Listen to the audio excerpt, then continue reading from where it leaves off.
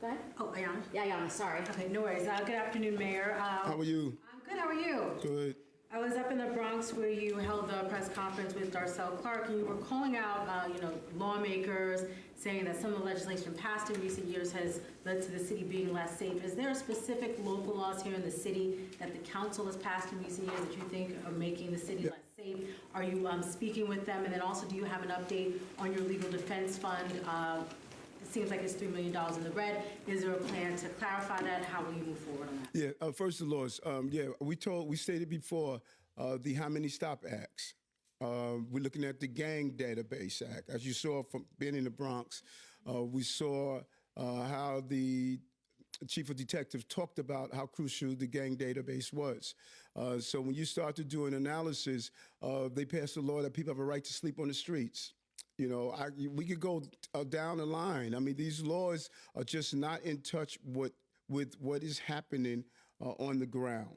And that's the problem. And that's why I say lawmakers must get out from behind the sterilized environment of their chambers and go into the street and see the impact on these laws and what we're doing. And if you don't, you are going to hamper the productivity coming from our partners, our DAs, our prosecutors, the police department, and other law enforcement entities. And so these laws have a direct impact. You saw those shootings. You saw how horrid they were. You heard the numbers of recidivism. These are the same guys over and over. Some of them are arrested repeatedly for robbery. Some of them are arrested for repeatedly discharging a firearm. Total disregard for families and children. So it's a real problem when there's not a real connection and that partner. Criminal justice includes prosecutors, police, judges, and lawmakers.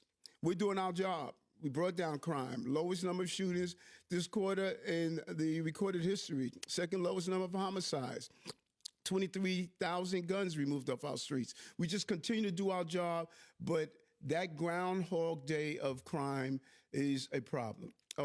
Legal defense, I heard this over and over again about my legal defense. Unless you guys are planning on chipping the money, why are you asking me? I have a relationship with my attorneys, and it is my relationship with my attorneys, the relationship with my attorney. I don't understand if the desire is, he Eric owes money, then I'm not going to fulfill that. I have a relationship with my attorney. That is not part of. I'm going to do my job as a mayor, and how I pay off my legal fees is between Eric Adams and his attorney.